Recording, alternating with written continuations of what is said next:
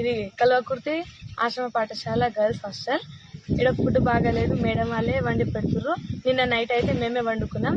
Washrooms బాగాలేదు, dining hall ఏమో smell వస్తుంది, కుక్కలు అవన్నీ గ్లీజ్ చేస్తున్నాయి, క్లాస్ రూమ్స్ ఇంకా డార్మెటరీస్ అన్ని గ్లీజ్గా చేస్తున్నాయి.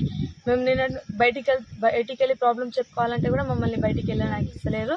ఇంకా ఇక ఈడనే కూర్చోబెట్టి తినిపిస్తారు. నిన్న కూడా 2-3 గిన్నెలు అన్నం పారేసిర్రు, అంత ఉడకలేదు. పొద్దునైతే కొంచెం మెత్తగానే అయిపోయింది, ముద్దలు వచ్చేసింది. ఆయన మేము అన్నం తినేసినాం, కానీ మెమోలు ఉన్నట్టు ఏం పెడతలేదు.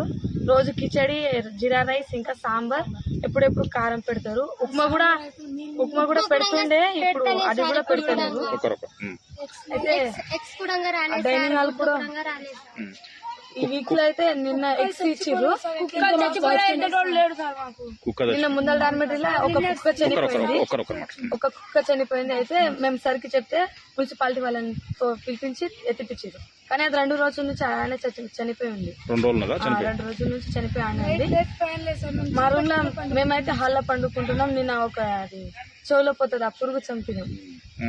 నిన్న ఒకటి రూమ్ దగ్గర కూడా పాము చంపినాము. పెద్ద లైట్ వేపియండి అంటే అటు నుంచి రావాలి అని చెప్పేస్తున్నాం. ఈ రోజు అయితే మేము చాలా మంది స్నానమే చేయలేదు.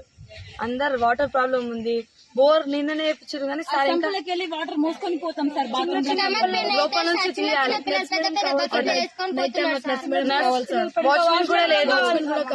వాచ్మెన్ ఉంటుంది కానీ అది ఎప్పుడు